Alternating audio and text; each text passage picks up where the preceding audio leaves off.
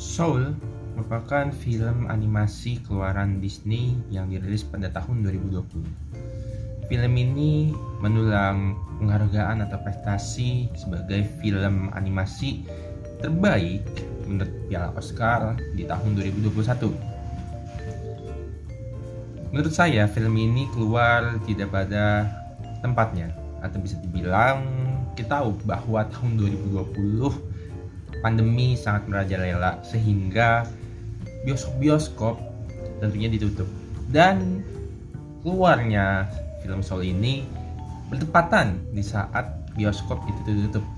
Namun Disney Plus menyediakan kanal atau channel untuk bagi penonton semua yang ingin menonton film-film Disney yang terbaru, dan salah satunya film Soul ini tidak keluar di bioskop, namun bisa kalian nikmati di kanal Disney Plus. Pelajaran yang bisa kita ambil dari film Soul ini adalah kita harus tahu tujuan hidup kita. Kita harus tahu apa yang akan kita lakukan. Namun tujuan hidup adalah bukan akhir dari kesuksesan kita. Akhir kesuksesan itu bisa dicapai oleh semua orang. Dan kesuksesan dari semua orang itu bukanlah hal yang sama rata. Maksudnya kesuksesan gua itu punya mobil mewah, punya duit 1 triliun dan sebagainya. Namun hal itu tidak bisa disamaratakan. Maka jangan sampai kamu menyamai kesuksesanmu terhadap kesuksesan orang lain atau temanmu. Bahwa kesuksesan setiap orang itu beda-beda tingkat kesuksesannya. Dan dikatakan bahwa hidup itu adalah bukan soal destinasi atau tujuan akhir. Hidup itu adalah sebuah proses. Hidup itu adalah journey atau petualangan. Itu makna dari kehidupan. Pesan berikutnya adalah kita harus bisa beradaptasi di lingkungan. Contoh kasus scene-nya itu adalah ketika di tukang cukur ya, kalau teman-teman masih ingat.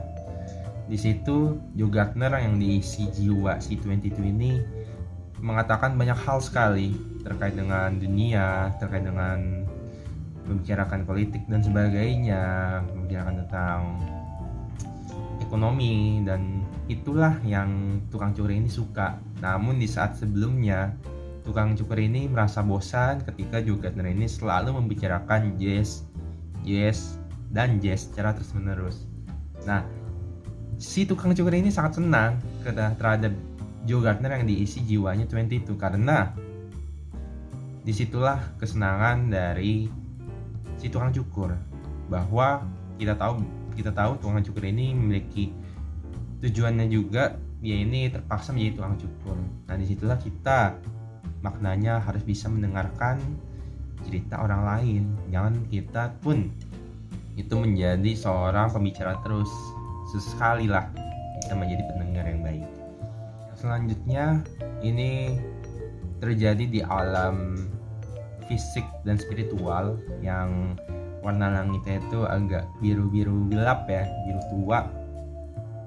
Disitulah kita bisa memaknai bahwa untuk melakukan sesuatu hal yang sedang kita kerjakan, kita lakukan secara serius. Kita harus bisa menikmati dan menghayati apa yang kita kerjakan, sehingga kita bisa berada di posisi tersebut. Kalau digambarkan di film Soul, ketika kita sudah masuk ke alam fisik dan spiritual, artinya kita sudah sangat menikmati kegiatan kita itu. Nah, disitulah juga Gardner, Moonwind, dan juga banyak ya pemain basket pun ada, terus kayaknya pemanah dan lain-lain, itu sudah sangat-sangat menikmati. Sehingga ketika sama 22 ini diganggu kan, misalnya diganggu, konsentrasinya hilang seperti pemain drama di teater, kalau teman-teman tahu scene-nya itu. Jadi hikmahnya tadi, kita harus bisa serius terhadap apa yang kita lakukan, sehingga kita bisa menikmati dan menghayati kegiatan itu. Selanjutnya kita melihat karakter Terry. Bisa dibilang Terry ini kalau kita nonton, lu ngapain sih ngangguin Joe Gardner aja, Lu ngapain sih nyerang Joe Gardner untuk kembali ke The Great Beyond? Yang dilakukan Terry sebenarnya bukan hal yang salah, namun hal yang benar. Karena itulah kehidupannya, bahwa kita harus bekerja sesuai dengan deskripsi kerja yang kita dapatkan. Seperti Terry ini ditugaskan untuk menghitung jumlah jiwa yang seharusnya pergi ke The Great Beyond. Ketika Joe Gardner ini melanggar dan dia ini kabur, Terry tentunya melakukan tugasnya dengan baik, dengan mencari Joe Gardner sampai mana-mana, sampai dia itu menghitung sebuah lemari banyak ya, dihitung tuh satu-satu jiwanya, ternyata ketemu. Dan bisa kita artikan bahwa kita harus bekerja dengan serius, kita harus bisa passion di pekerjaan tersebut. Namun walaupun kita berat melakukannya, tapi itulah, kita harus bisa menyelesaikan pekerjaan kita dengan sebaik mungkin, seperti Terry melakukan tugasnya dengan baik. Terakhir, ini yang paling penting, bahwa di scene ketika Joe Gardner berbicara dengan Dorothy Williams, apa yang harus dilakukan di hari esok?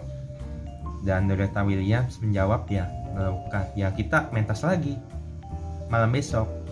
Lalu Joe Gardner merasa bingung, apakah iya? Dan Dorothy Williams mengibaratkan atau menganalogikan sebuah cerita dari ikan yang menganggap gue ini ada di air, tapi air di mana? Air laut, air sungai, dan seperti itu cerita Dorothy Williams ibaratnya. Hikmahnya adalah bahwa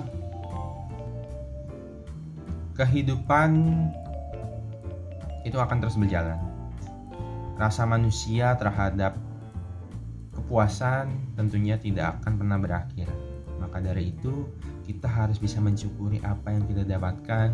Kita harus mensyukuri apa yang kita jalankan saat ini, karena itu yang terpenting. Tadi yang saya bilang bahwa life is not about destination, but life is about journey. Sekian dari saya. Terima kasih.